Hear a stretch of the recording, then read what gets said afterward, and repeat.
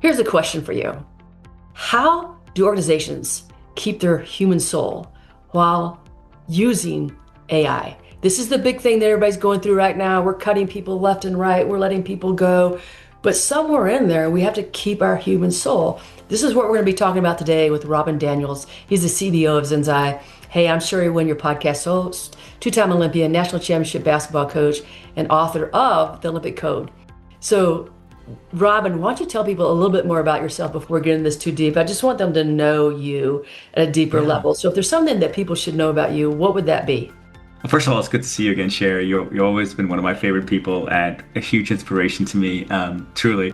We've known each other for many years now, and just you always show up when it matters the most. I've spent my life, over 25 years, really at the forefront of technology, really working on, I think, some of the issues and the topics that matter most. I worked at Salesforce, LinkedIn, Box, WeWork, Matterport. I've taken a few companies public, and I've always tried to kind of go beyond what I thought was possible, kind of take my life and my career to another level. And of course, again, you've been a huge inspiration in helping me do that as well as an awesome coach. And now I'm the chief business officer at a company called Zensai. And we're really all about one thing. How do we unlock performance for people and organizations, especially in this age of AI? That's my mission. We're a 200-person company. We're globally distributed, and we just kind of work with millions of people all around the world to make that happen. We really focus on selling our platform to companies around the world who think about how do we want to level up. That's basically what we're all about. Oh, that's beautiful. And so one of the things you've done recently is you've written a book to help with that. It's called the Human Playbook. Is that correct? The Human Playbook. And so this is really about helping people figure out, we've got AI's not going to go away. It's here. It's probably going to grow. How do we connect people in such a way that they still feel important and validated and valued while using AI? Because we're more and more dependent on AI. And so people think, well, now we can cut the human piece out of it. And I'm like, no, there's still a human piece in this, right? Absolutely. Because you lose your soul. You lose your soul when you do that. So talk a little bit about this book that you've just written. I mean, it's probably, so myself and my two co-authors, Nina, who's the Chief Human Success Officer, and Rasmus, who's the CEO, we co-wrote a book called the Human Success Playbook. And it's basically based on hundreds of conversations that we've had with customers, with VCs, with investors, with just everyday leaders that we meet with who are in our networks. It's the most urgent conversation of our time, is how will AI and humans coexist successfully in a way that keeps the soul of the company, but also of the people, of course, that they work with. We firmly want to be on the side of history that says use AI as a superpower to invest in people's skills and potential and invest in the growth of a company versus a lot of the headlines which are around cost cutting and efficiency and getting rid of people because AI can do the job better and faster and so on. Is that true in some cases? Of course it is. Like in any technological shift, there's always going to be disruption. I'm not naive enough to think that's not going to happen, but I also firmly believe that what we're seeing with AI being able to unlock amazing potential and free up so much of the innate possibilities that I think we all as humans really do have. For example, so much of our time in any company is spent on work that maybe doesn't really add that much value. Admin work or coordination or reporting or whatever it is. Think about if you could free up 30 or 50% of your time, and instead of just thinking about that as a cost-cutting exercise, but thinking about it as a way of actually adding to the potential that every human being on the planet have. We're all innately creative. We all have opportunity to go and think about new ways of solving challenges.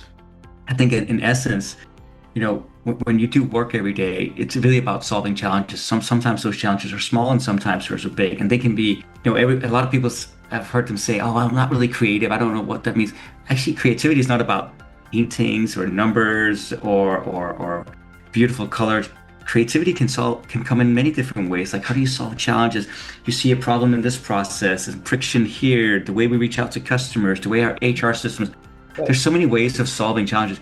If you can unlock that creativity in people, just think about what a different place your company be. So we wrote this book, just to kind of make a long story short, to try to answer that urgent question of how will humans and AI coexist. And we wrote it honestly as a narrative, based again on hundreds of these conversations. So it starts out with a CEO who's being asked by his board and investors to cut 40% of the company. And guess what? If you look at any headline today, this is basically the headlines you'd read every single day. It's Right. in every newspaper now, right? So this is like not just some fiction. This is basically based on what we are seeing in the conversation we have. So the CEO in this book gets the question, or gets the mandate to cut 40% of the company Right.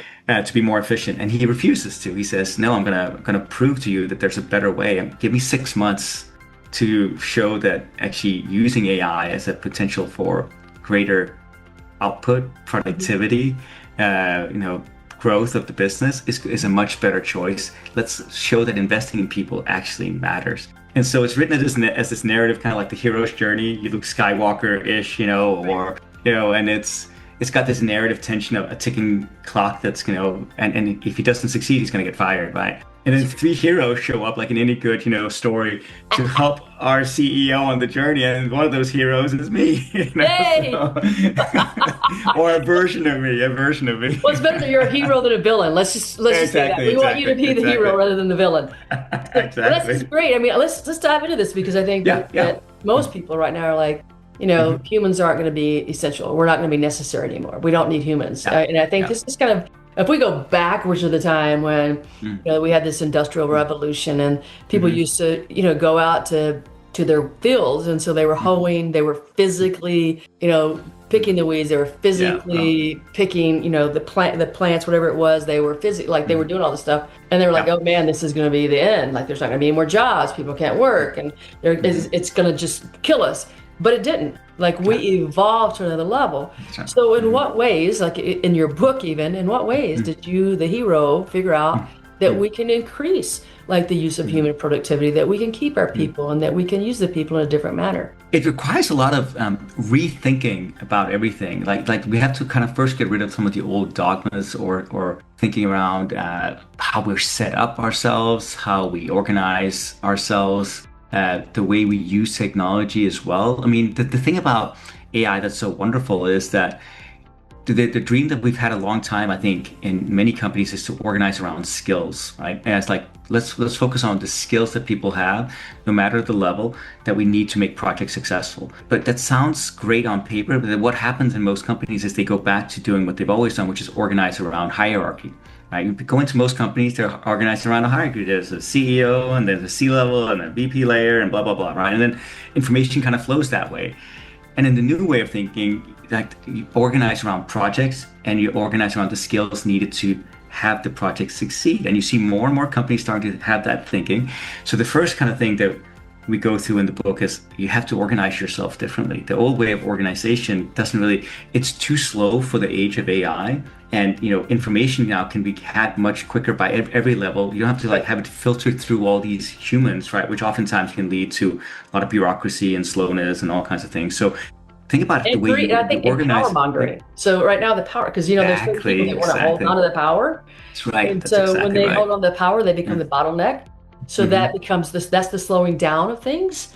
That's human. That's human. Like, we hold on. We've got, if I get my power away, then I'm not important. That's a human problem, a human condition. Yes. So tell me more. And even that, what you just said, I found myself sometimes falling into that trap, and it's that. So the first kind of thing that we guide the CEO on is as he's reshaping his organization is, okay, well, think about reshaping your organization from being kind of traditionally a pyramid shape to be much more of a diamond shape. And what does that mean, being a diamond shaped organization? So so this is about, you organize yourself. A lot of the people who have the right skills with the right time for the projects that you need to succeed. So will you have some junior level members? Of course you will. We have some mid-level managers and people who have skills. And it's not about managing people. Now it's about managing the projects and the outputs of those projects. And then forming kind of these groups around the projects that you need to have happen. Let's say there's a go-to-market project, or there's a revamping of our HR, policies, or the way that we organize ourselves and how we do outreach to customers, or whatever it is. And it becomes much more around organizing around those things. There's probably some baseline things you still have to have in an organization that are kind of steady state. But then if you're thinking about all the things that a company usually does, it's usually around project-based, right? There's like these projects that have to happen. And the goal is really like, now it's all about how do you use AI to enable those projects. And it's hard to give an answer of what technology to use because it's so different per project, of course. Right. But then you find the right technology to enable that project. The technology that a marketing team would use is very different than a finance team or an HR team. Some of it might be universal, but they're usually very different as well. But then you augment the humans who have the skills to make a project happen, the experience to see what needs to be done with the right technology. So the first thing is about the organization, but that requires courage from a CEO to go in and kind of blow up the old organizational structure, which is like Huge courage. it has a lot, Huge courage. has a lot of ego around it, and a lot of people like relying on this, like you said, sense of self-worth, right, around like how many people do you have reporting to you and so on, right? Is that really what's going to matter in the future? I mean, not really. I mean, so it requires you to organize yourself differently, and there are many ways. So for me, from my coaching perspective, right? So I hear this, and the first thing I hear is like, and you said the word ego. So how do you? Because this is not just about moving people to a new place. It's about getting them to change their thinking, and that's a lot deeper. Yes, right? That's a lot deeper because you've got all these belief systems, you have all these fears, you have people, every single person when we're talking about AI, it's like, what about me? What about me? What about me? Right? It's always in what's going to happen to me? What about me? That's right. And then we have all the human behaviors that we know are, when you're run through the ego, you're run through insecurity. So how, so in this, like, it's almost like you, in my viewpoint, it's almost like you have to not just think about the reorganization of how we're going to do it, but how we're going to get people to literally become somebody different. Like they have to be willing to have this new inner dialogue about who they are and where their worth comes from. And so how do you do that? Because one part is this organization, the AI and stuff, and that's like not delving into this human person, like this human individual that you see and I see, and that we know with all the people that I've coached, it always comes down to what happened to them, what trauma happened to them, they've never gotten over, were they bitter, were they unwilling to go because of something in the past, they're afraid they take the past into the present moment. You have all that stuff going on. So how do you, when you're in an organization like you are, how do you get those people to get in that direction as well as the new AI direction?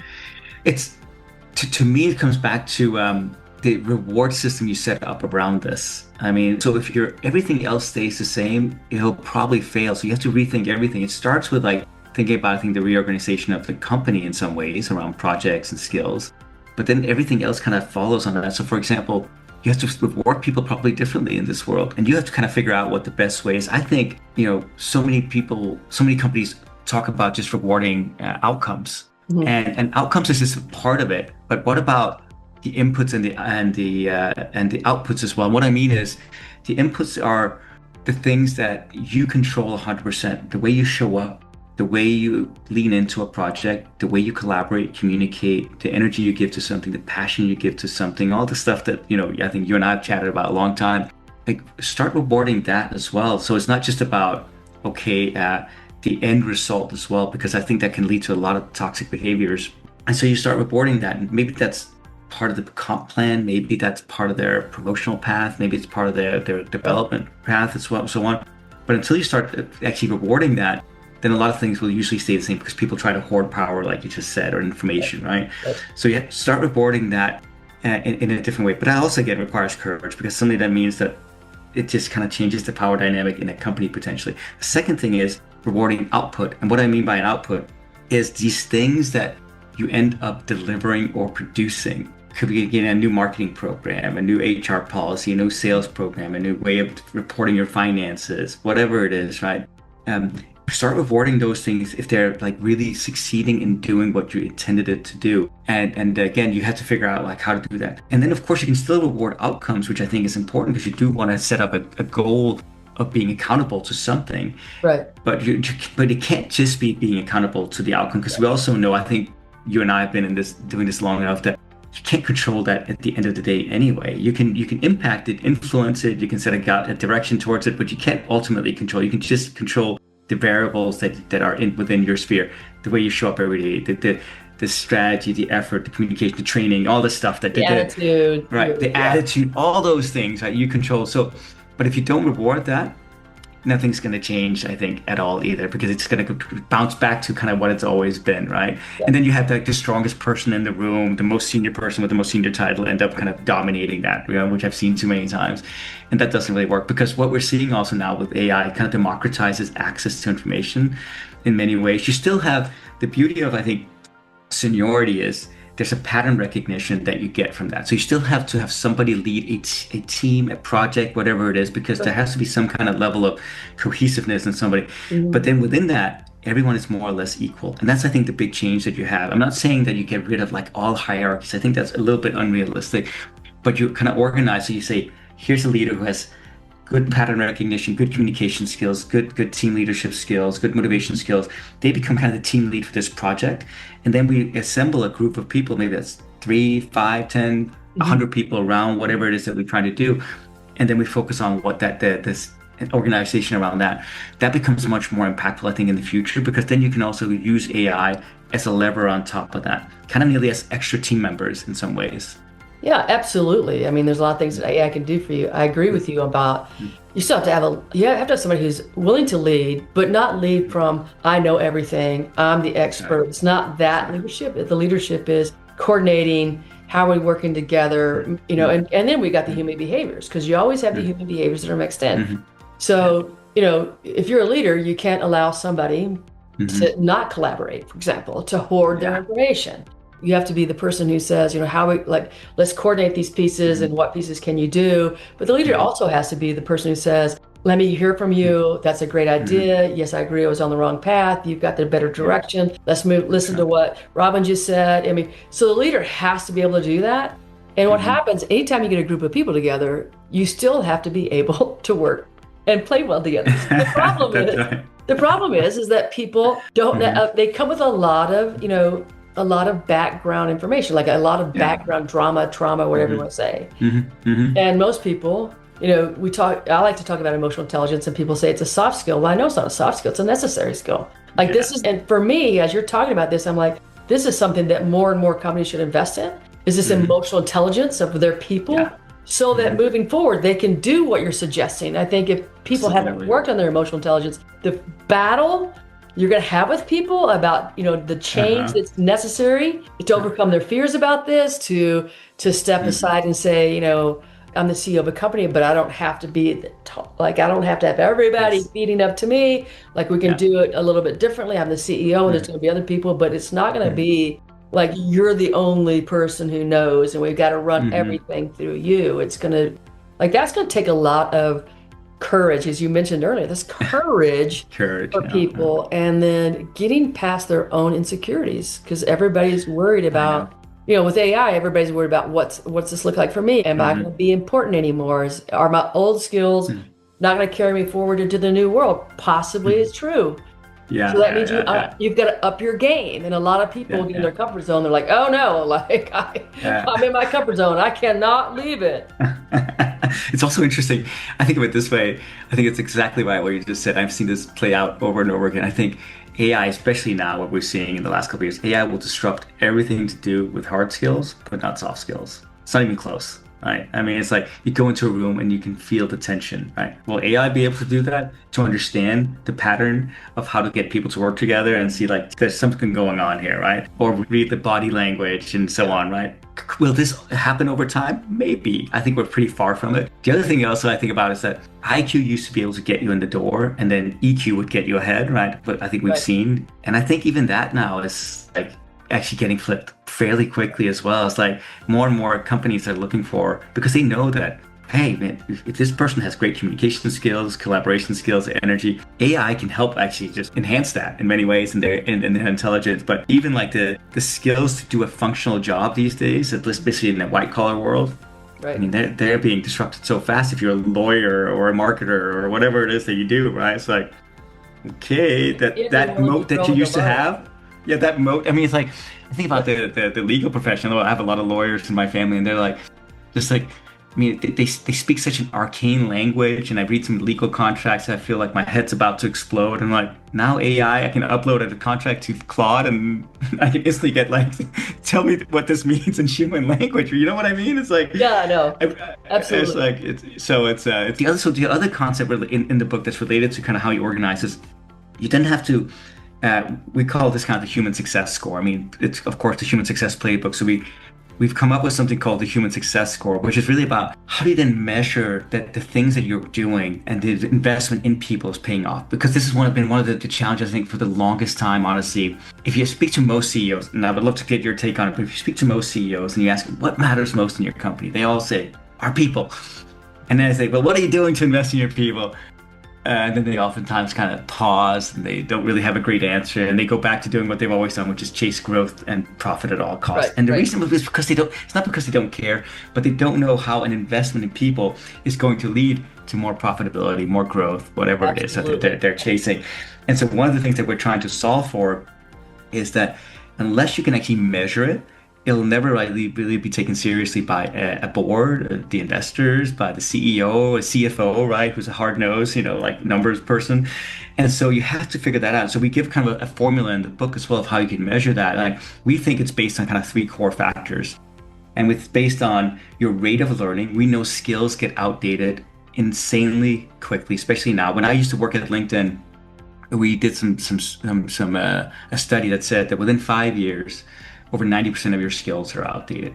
And this is from 2018 or so. I can Wow. imagine here. I can imagine here in 2026, it's probably outdated within like 2 or 3 years. It's not irrelevant, but it gets outdated very quickly, especially the hard skills, right? The soft skills I think are a little bit Right. more universal, but the hard skills that you know about how to do something gets outdated quickly. So your rate of learning, your ability to absorb new information, Mm. so you can actually perform better and better and better. Again, you've been an Olympic coach, right? I mean, you know this. How people learn new tactics or how to do new things just helps them. And if they get stuck in the same way of like doing things that we 10 years ago, it's just not. So that's number one. Number two is, do you have clarity around the goals that you have that you need to achieve and your team needs to achieve? And how often are you holding yourself and your team accountable to hitting those goals, right? And it's shocking if you go into most. I saw a statistic. I was giving a presentation in LA about a month ago, and I was doing some research around this.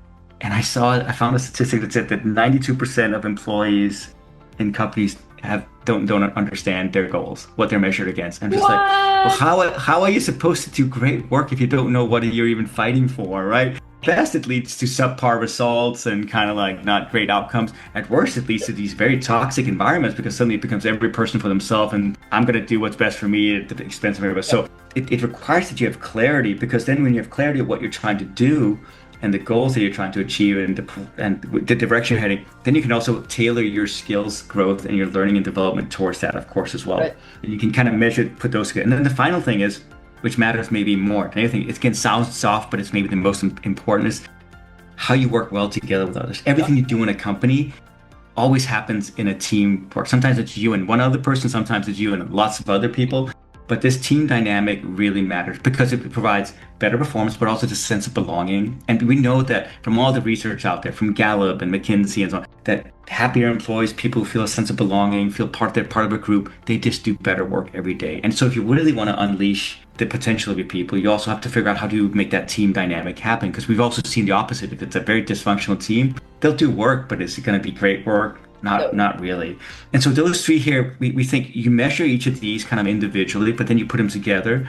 And once you put them together, then you can kind of do let's say a median of those three scores, and that gives you your human success score. And that then gets tied back to your rate of growth, but maybe not, instantly. But if you see, let's say over every month, if you measure this every month over a year and you see this trending in the right direction, the goal is to tie that back to how your growth as a company is going, right? So you should be able to see that, and that becomes part of that story in the book. And if the team dynamics don't work or the performance is not there, then your Well, outcomes will suffer. this is exactly one of the things I do, right? Because it's really important to understand that the talent is important, but what Yeah, is more important is, can you get that talent to work together? that's So right. I learned that early in my, well, long before my coaching career started, but Mhm. when I was first a coach and I called my dad and I was like, Dad, man, what offense do we run? Mm, And because he was a former coach, and he goes, well, it doesn't matter. What do you mean it doesn't matter? Of course it matters what offense you run. Are you crazy? He's like, no, no, no. What really matters is, can you get the team to run the offense together? The offense itself is not important as can you get the players to play well together? And so I thought, well, yeah, sure. That's the easy part. The most challenging thing I did for 23 years in my coaching was figuring out how to get a group of people to play together when they all had a different role. Right. And so you had people that had the bigger role that got interviewed by they were on television, they got interviewed for newspapers, and they got all the attention. They had people that might have started in the starting five, but they just weren't as dominant. They still had a really important role. Then you had people coming off the bench who were subs, and then you had people that didn't get to play much. And everybody had to feel like they contributed in such a way that was important. And you had to battle what mom and dad told them was important. This is what the team dynamics were important. And there was a lot of things that went into that. There was a constant, what people didn't understand, I think, and we did a lot of, was the first half of the season is really the focus was on the skill set, the physical skill set. The second half of the season was focused on everything else, like the emotional places we were, how we're going to play together, the mental things. And we spent a lot of time in the locker room doing things that other teams didn't do.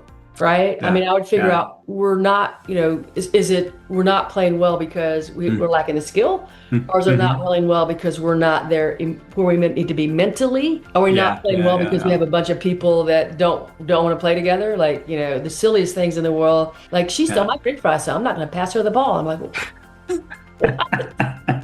it's hilarious. What? So these are the things that you don't understand, but that's the same dynamic that you have going into companies. Like I'm working with a company right now, and spent a lot of time with them, at a live workshop. Love this stuff. They're like, oh, we love this stuff. And they go, we need you back. I said, what do you need me back for?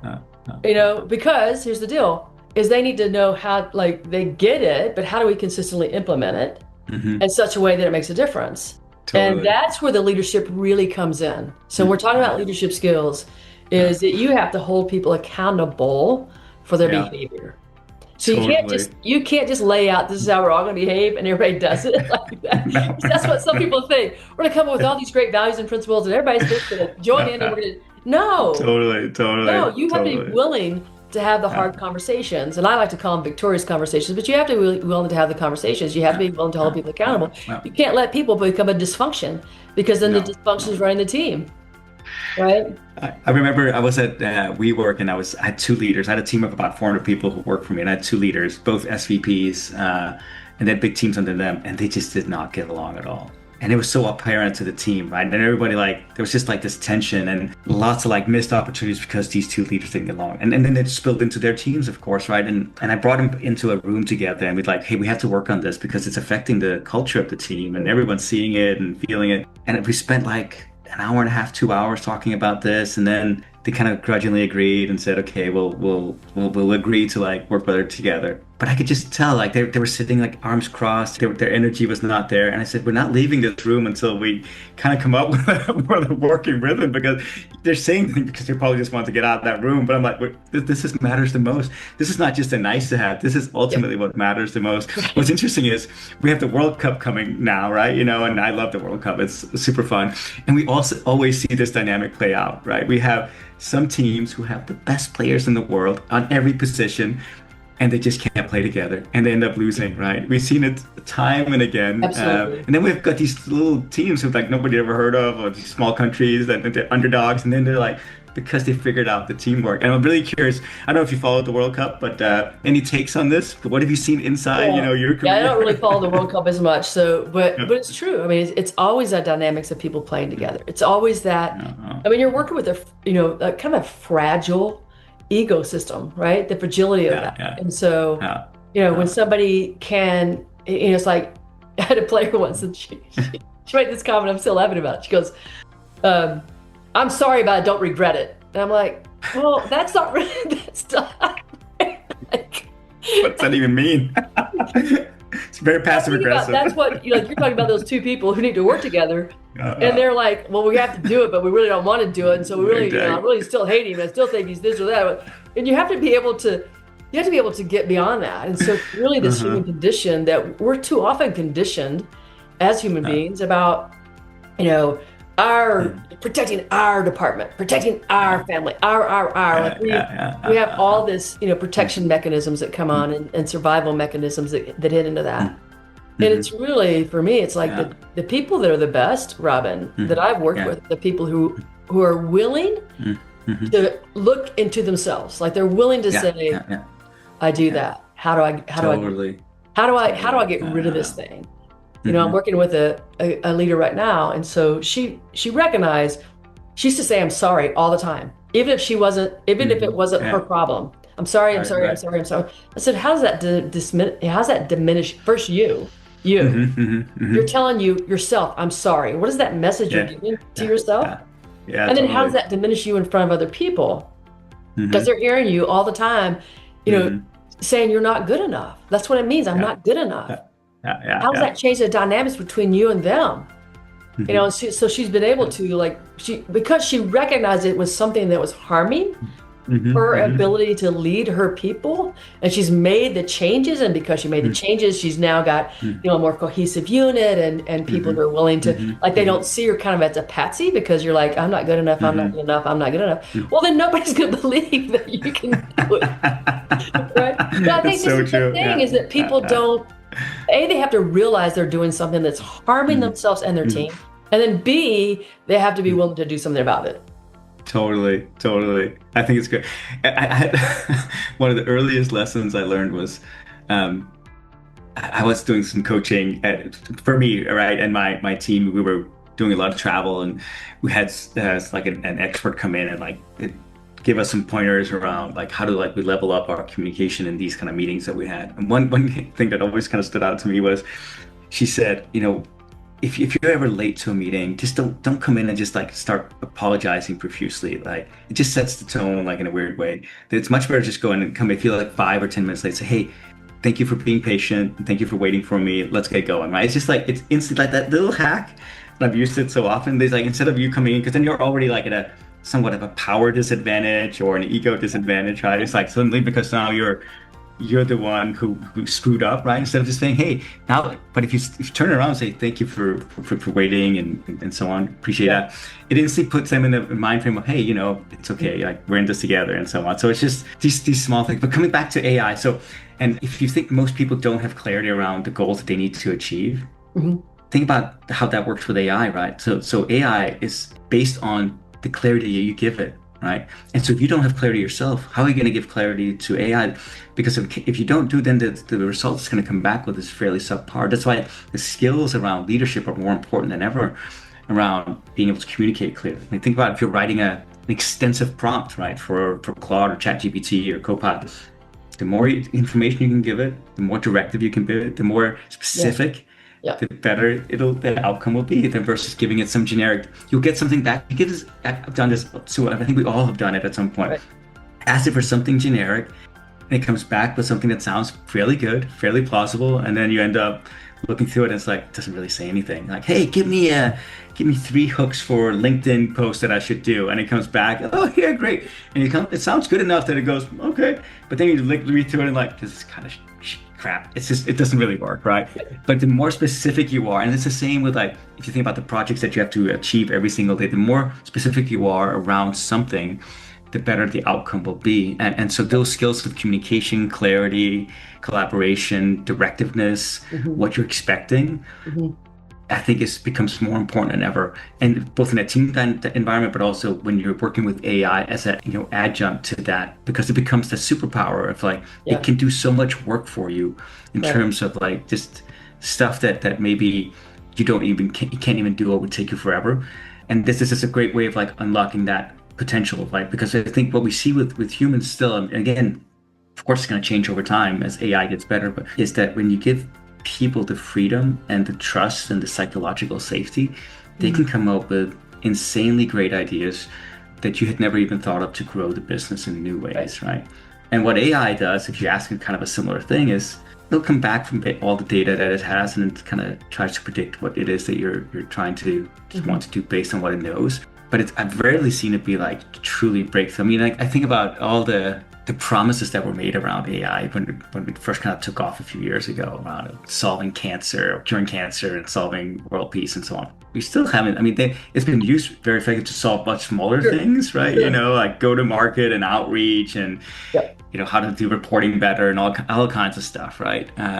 But it still also shows just the complexity of a lot of the things that we actually work on a daily basis. And will it get better? Of course it will. Of course it will. And so AI, some people I think have seen the title of the book and thought, is AI like the enemy? AI is definitely not the enemy. What's the enemy really in the book is like ignorance or the status quo. Thinking that you're going to succeed in doing the same thing that you've always done, or thinking that ignorance, that you can bury your head in the sand and not use this. This does become the game changer for companies who will succeed or not succeed. And Right. it's not to replace people, but it's to use it as that augmentation for humans.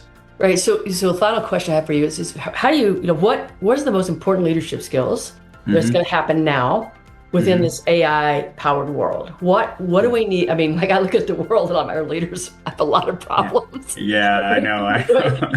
But in terms of like companies, what's going to be the most important leadership skill that, in your book maybe, or maybe in your experience, what is that skill going to be? Courage. I would say courage is number one. And that can come in many different forms. Courage should be on the right side of history. First of all, I think when I see those headlines about people just being laid off because of AI, it just kind of pisses me off. I think it's a lack of courage at the top to not say, hey, again, I get it sometimes. I've had to lay off people, and I've also been on the side of layoff. It's tough. There's no doubt about it. Layoffs are acceptable if you're just fighting for survival. Then yes, of course, you might sometimes have to make that choice. But if you're like doing well as a company and you're sitting on lots of cash, then use that cash and that leverage to actually invest in people and their skills and their growth. I mean, everyone has immense potential. Like, so for example, the easy one to point out is Oracle laying off 30,000 people, and they're sitting in boatloads of cash. You're saying that all those 30,000 people don't have great ideas or could actually learn new skills? Give them 6 months, take some of that cash you're sitting on.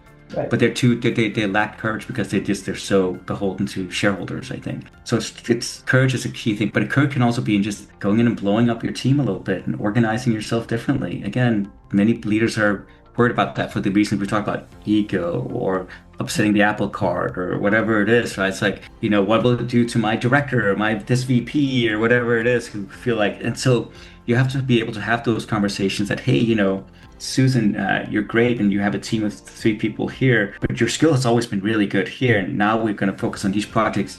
I'm going to take some of these people and focus them on some other things, but I'm going to put you here. It's not going to take anything away from the value you bring, but the way we organize ourselves. Right. So having the courage to have those kind of conversations based on what's best for the outcome that you're seeking, I think is really cool. And then I think lean into the soft skills is kind of what I'm advising a lot of people right now. I'd love to hear, again, turning it back to you, what you're advising, but I think the soft skills are going to be more important than ever. That's where I think that 2 things you're saying is like, look, a lot of people say, what's most important? They say our people, and then they lay a bunch off. Yeah. No, not really. If it was really your people, you're going to try to find ways to help those people evolve and to remain in your company. Because what you're really saying is people are important until money.